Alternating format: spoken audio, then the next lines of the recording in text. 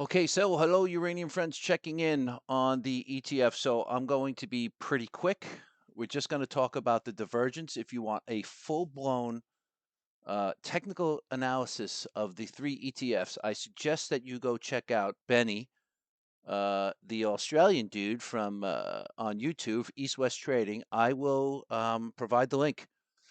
He did a nice YouTube video with a lot of technical analysis on the ETFs today. So and U.UN and a little bit on the future. So I suggest to check him out. And it's not like you have to just go crazy, but see what the sentiment is. Okay. So anyway, if we go back to December 6th on URNM, where I made a video, and the title of the video basically was URNM bulls losing steam. So, there was a signal here that kind of, the close below the 12 EMA, which I talk about often in my videos, these moving averages. It was showing weakness, and the video turns out to be fortuitous because we are now confirming and have confirmed a daily downtrend. Whereas URA, this is why I talked about this divergence, whereas URA is confirming continuation of the uptrend. So it's clear to see, right? If you just sit here and use these red and blue lines, it's very clear to see that URA is performing better than URNM with that metric at the moment. URNM is actually closed below the 26 EMA, which is the blue line. So, moving averages aren't the be all end all. So, why? That's the question. Why? There's always, I have two theories about all of this. One might be correct, one might be incorrect. They both might have some correctness, but it's basically big money movement and dividend pays. So, first I want to address the dividends because it's most likely that's the catalyst for this divergence. And the next thing is to say, okay, well, what happens after? So, I pulled up this URA URNM ratio chart, and ratio charts serve their purpose. So, we talk about the dividend. All right, so this is the dividend incident between them both, right? These late December moves, it got a big gap up where this is just URA in full blown outperformance. We see that in the divergence in the charts. This is URNM outperforming all the way down. So URNM started truly outperforming URA since the beginning of August and just did that for, a month and a half, 2 months straight. Now this is URA trying to turn the tides, gets its little uptrend going into this big gap up. So, I go, all right, well, why is it like this? Is there any past precedent? So, I'll go to December of the previous year, December 2022. We don't see that action.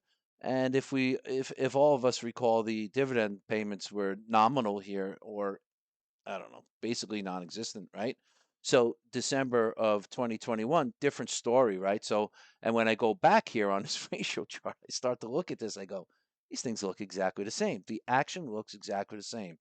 Big dump in the chart, start to grind up into recovery, into this big gap up, right into the dividends, and then it rights itself, of course, but still continues on with relative strength. So this is all URA outperforming URNM.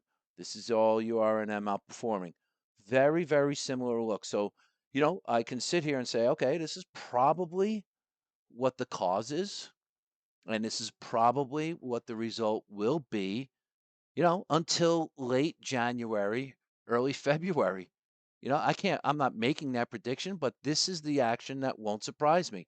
So a big gap up where URA is making its divergence.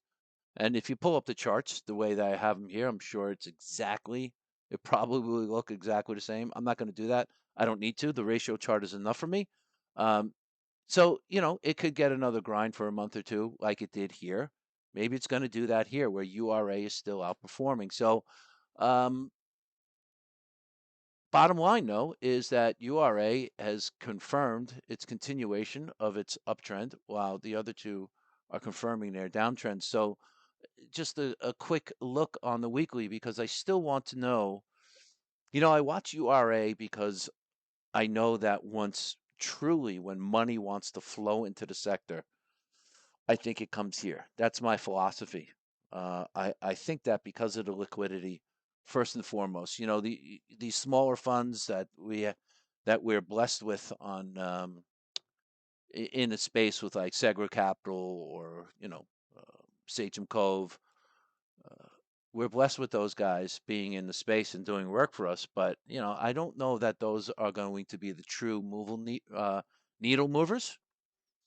So, we want to see bigger money come into the space, and I think this is where they're going to come, full-fledged option chain and liquidity. But regardless of that, to me, the space stays healthy. Everything is fine. All these little volatile pullbacks that we're seeing in individual names, it's really just noise as long as this metric holds on URA.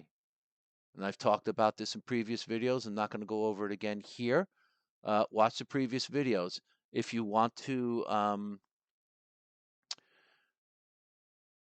as proof that I'm not doing this in hindsight, you can just look at the December 6th video where I said that the bulls are fading on URNM, and they're proving to be fading.